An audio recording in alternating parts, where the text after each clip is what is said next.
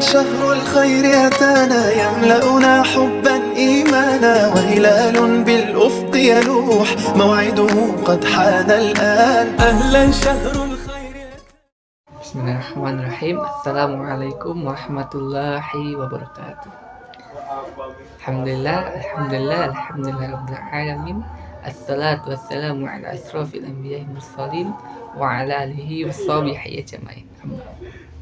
Asyhadu an la ilaha illallah wa la syarika lah wa asyhadu anna Muhammadar Rasulullah la nabiyya ba'da. Amma ba'du. Sebelumnya di sini saya akan memperkenalkan diri saya terlebih dulu. Nama saya Reno dari mahasiswa PAI dari lokal PAID. Di sini saya akan memberikan suatu kultum singkat mengenai dengan tema keutamaan membaca Al-Quran pada bulan Ramadan. Pertama-tama mari kita panjatkan puji dan syukur atas kehadirat Allah Subhanahu wa taala sehingga kita bisa melaksanakan ibadah puasa dalam keadaan sehat dan beriman. Dan maka daripada itu kita harus mensyukuri nikmat dari Allah Subhanahu wa taala telah dituliskan dalam Al-Qur'an surah Ibrahim ayat 7 yang berbunyi A'udzubillahi minasyaitonirrajim. Bismillahirrahmanirrahim. Wa ista'adzana rabbakum la'in sakartum la'azinanakum wa la'in kafartum inna 'adzabi lasyadid. Yang artinya, dan ingatlah ketika Tuhanmu memaklumkanmu dan bersyukurlah atas nikmatku, maka aku akan menambah nikmat kepadamu. Tetapi jika kamu kufur terhadap nikmatku, kata Allah, azabku sangatlah pedih. Selawat dan salam tak lupa kita sampaikan kepada junjungan baginda Nabi besar kita, Nabi Muhammad sallallahu alaihi wasallam. Allahumma sholli ala sayyidina Muhammad wa ala ali sayyidina Muhammad.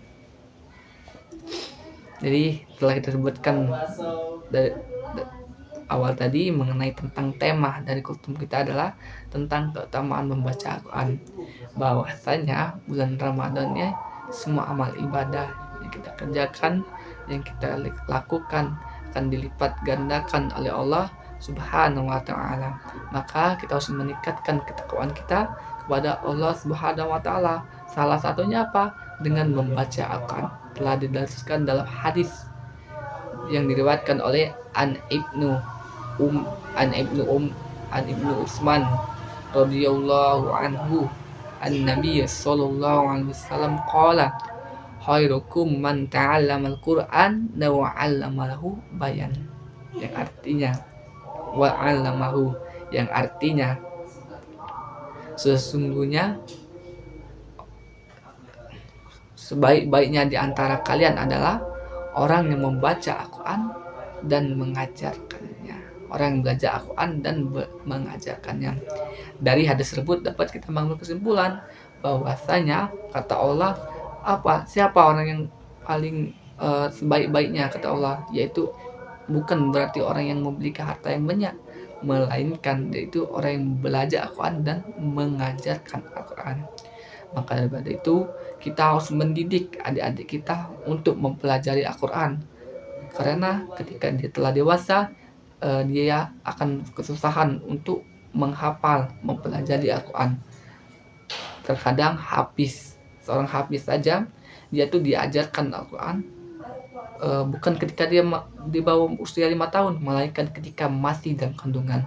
Orang tuanya sering melantunkan murotal sehingga diharapkan semoga anaknya ketika lahir nanti dapat membaca Al-Quran dan menghafal Al-Quran dengan baik dan benar. Maka dari itu kita harus ajarkan adik-adik kita untuk mempelajari Al-Quran. Di balik itu apa? Juga yaitu mengajarkan Al-Quran. Mengapa mengajar Al-Quran? Ketika kita paham terhadap Al-Quran, ketika kita telah bisa membaca Al-Quran, kita harus mengajarkan Al-Quran tersebut.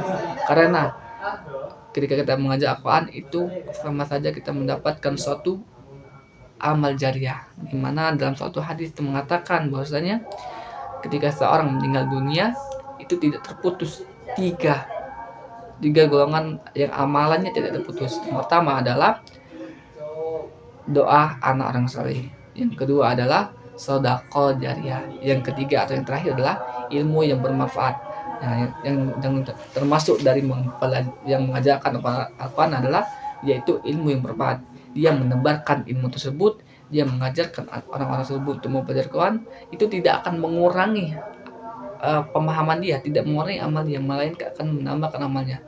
Sehingga ketika dia mengajarkan kepada murid-muridnya tentang Al-Quran, ketika murid-muridnya pandai dalam Al-Quran tersebut, dia mengajarkan lagi kepada murid-muridnya sehingga itu juga paham, sehingga ketika murid tersebut membaca Al-Quran, maka yang mendapatkan amal ibadah bukan hanya dia, bukan hanya mendengarkan saja, tetapi guru yang mengajarinya dan guru yang mengajari gurunya tersebut. Itu maksud dari investasi amal. Mungkin itu saja yang dapat saya sampaikan kultum kita pada kali ini.